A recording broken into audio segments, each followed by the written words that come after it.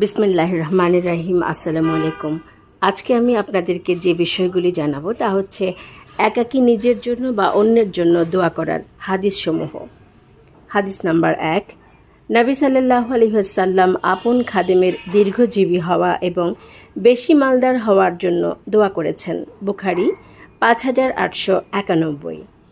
২, বিপদের সময় নবী সাল্লাল্লাহু আলাইহি ওয়াসাল্লাম দোয়া করেছেন।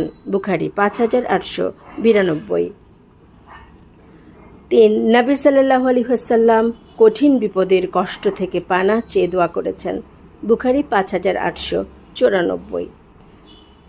৪, শিশুদের জন্য বারাকাতের দোয়া এবং তাদের মাথায় হাত বুলিয়ে রাসূল সাল্লাল্লাহু আলাইহি ওয়াসাল্লাম দোয়া করেছেন।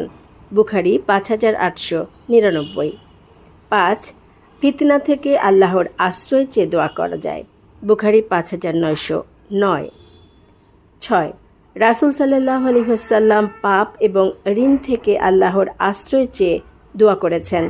বুখারী 5915। ৭, কাপুরুষতা, অলসতা ও কৃপণতা থেকে আল্লাহর আশ্রয় চেয়ে দোয়া করা যায়। বুখারী 5916। ৮, মহামারী ও রোগ যন্ত্রণা দূর হওয়ার জন্য দোয়া করা যায়। বুখারী 5919।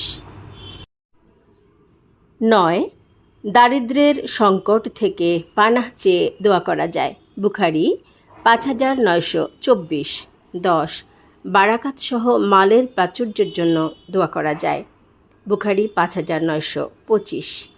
১১, রাসূল সাল্লাল্লাহু আলাইহি ওয়াসাল্লাম নিজের মৃত্যুর সময় মৃত্যু যন্ত্রণা থেকে রক্ষার জন্য দুহাত তুলে আল্লাহর নিকট দোয়া করেছেন। বুখারী 6053। ১২, অজু করার পর রাসূল সাল্লাল্লাহু আলাইহি ওয়াসাল্লাম একবার উবায়দ আবু ওমর রাদিয়াল্লাহু আনহুকে ক্ষমা করার জন্য আল্লাহর নিকট দুহাত তুলে দোয়া করেছেন। বুখারী 5928।